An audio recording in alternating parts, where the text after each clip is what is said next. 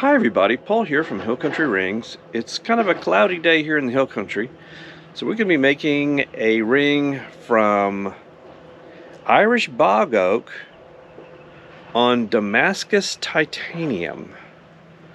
So kind of a cool, I think it's going to be kind of a cool ring. So let's go in the shop.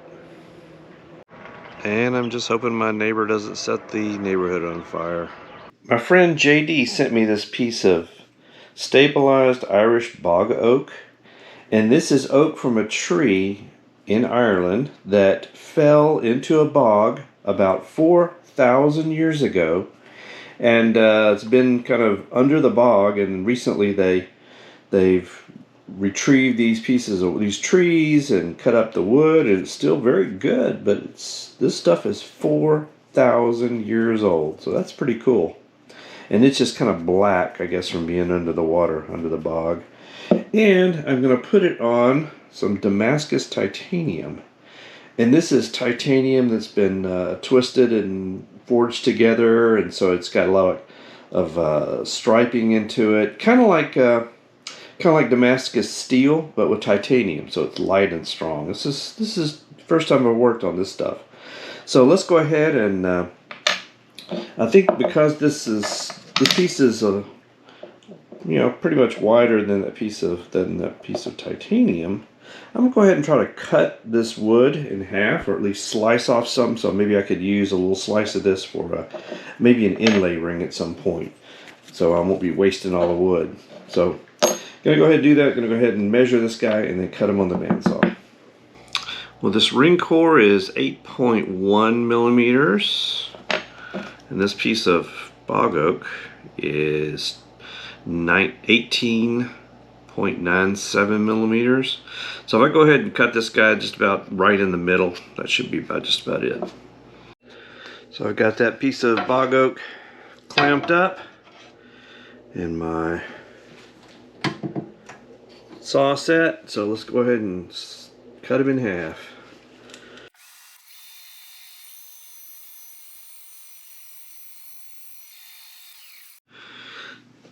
Now I have two pieces of Irish bog oak.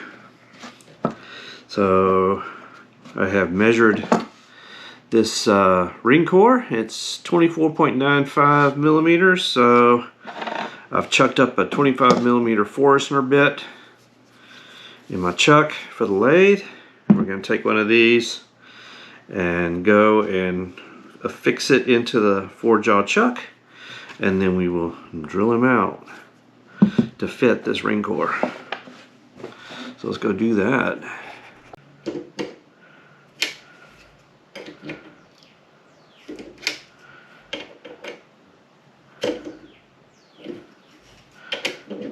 Alright, we got him all chucked up into the 4-jaw chuck, and it's always kind of a balancing act because you make sure that you get all pretty much centered and where the jaws are all biting onto the wood. We just put in our Morse taper in there with the drill chuck, and this Morse taper it's pretty much sticks in there. To get it out, what you have to do is you back up the tailstock, and then it has a little finger in there that pushes this guy out. But when it's extended and you snap that guy in there, he pretty much sticks in there.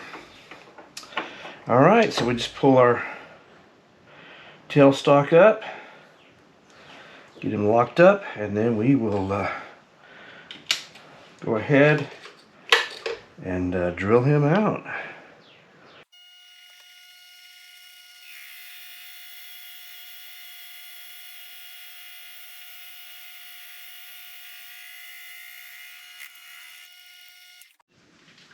Let's take him out of the 4-jaw chuck.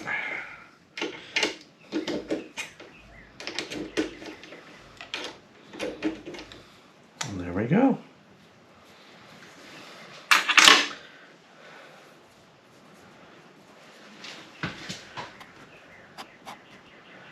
So we got that piece of wood drilled out, and you see it's not really centered, but that's okay because the 4-jaw chuck, they're all independent. And when I guess when I had it jawed up, I had it a little bit too far this way. So I mean, as long as you don't try to take it out and put the wood back in, you're good. When you put it into a 4-jaw chuck, you pretty much got to do everything you need to do, and it's all centered to itself, so you don't want to take it out and try to put the wood back in. So anyway, let's go ahead, and I'm going to put a little bit of some markings on the inside of this wood. Just kind of scratch it up with a little razor knife here, just to give this two-part epoxy something to grab onto. Just cut some little scratches and stuff in the wood just to give a good bond for surface. And we'll do the same thing on this titanium. Give it some scratches, just kind of on the bias to get a good bonding surface. As long as we don't stab ourselves, we're good.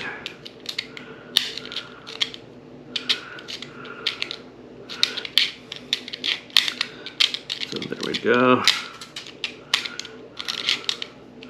Alright, let's just clean them off with denatured alcohol. And we'll clean the piece of wood first so that he can have time to dry.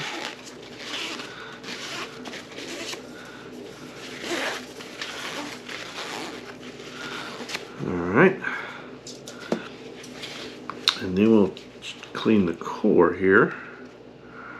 And just get any kind of machining oil or any dirt, oil off of it, just so it's nice and clean and we get a good bonding surface. So there we go. Yeah, he was actually pretty clean already. Alright, now we just mix up our 2-part epoxy. Got the epoxy. We'll do to that. And the hardener.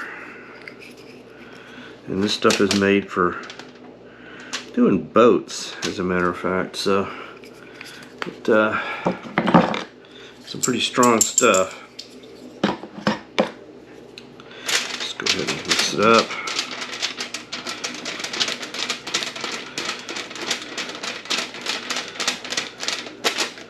With my jeweler's tool here. Alright, just put some of this on the inside of the wood.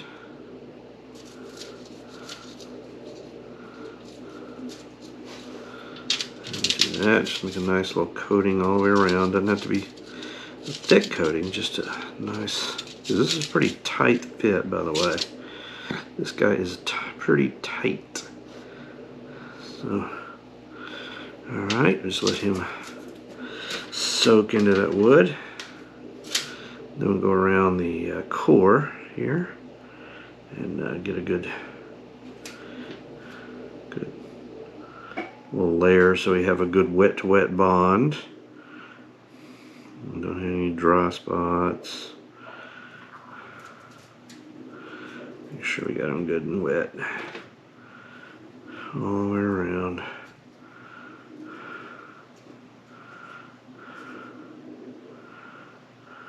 Okay.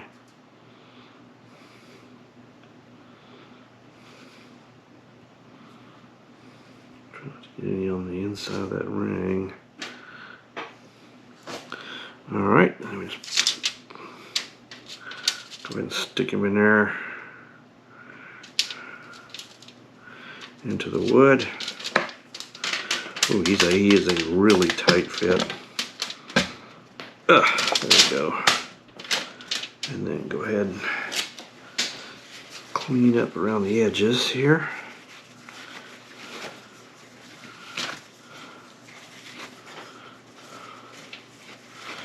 so I don't have any glops. A little bit of a spin, so he'll get good bonded in. Make sure all the metal is inside the wood all the way around. All right, now we just let him cure overnight, and then we'll come back and we'll finish him up.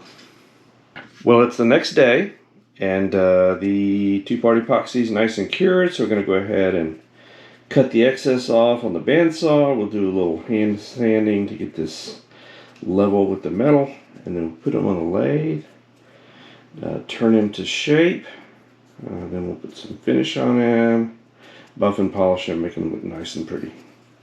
So let's get that done.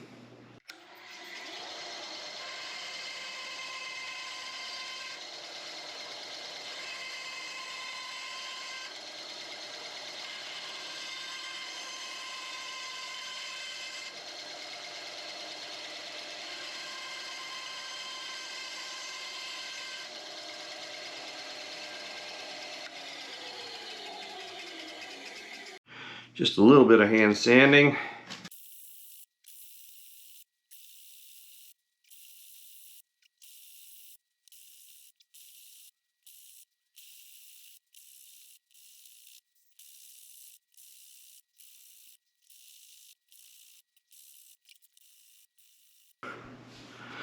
All right, we got it nice and smooth and flush, but you notice that titanium, that nice blue titanium that was kind of dark, that's kind of gone. It's just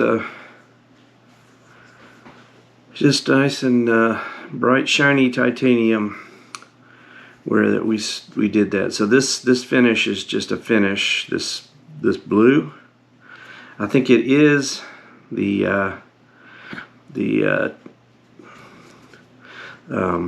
Damascus, but the bluing part of it, or the color, is really not deep, so that's going to be, I guess, something I have to live with on this one. This is just for a sample ring I'm doing, so. But anyway, I like titanium, but I'm not so sure about having fancy finishes, so let's go ahead and get this going on the lathe, and we'll cut this bog oak down, see how that looks.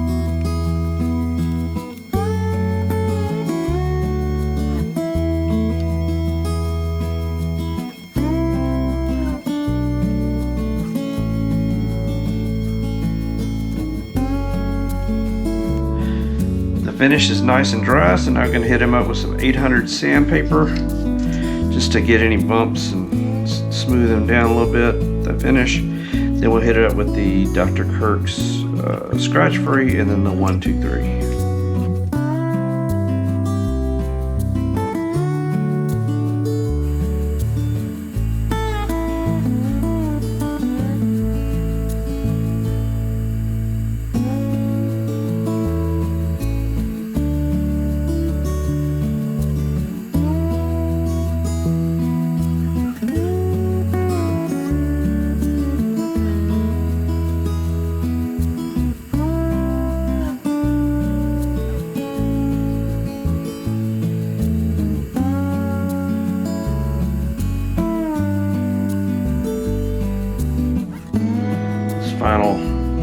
diamond polishing compound on here.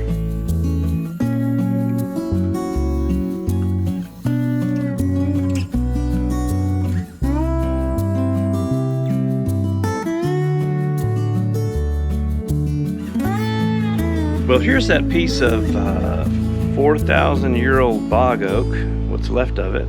I could probably make another ring out of it. And this is the ring I made out of that, on that Damascus titanium. So it's pretty. I'm not really so sure about this Damascus titanium, how I feel about it. I'm probably going to wear this for a while and just see if it wears off, or if the finish stays. Just I like to make a test ring before I make anything for any customers. I want to go ahead and make sure it's going to work. So but it looks pretty.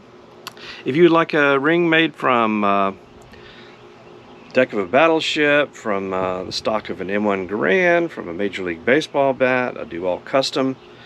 Please check out hillcountryrings.com. If you'd like to like and subscribe, that really helps the channel. Or if you'd like to see me make a ring from some other kind of, you know, heritage, legacy, cool wood, just let me know. Drop a comment in the comment section. I'd love to hear from you. And in the meantime, thanks everybody.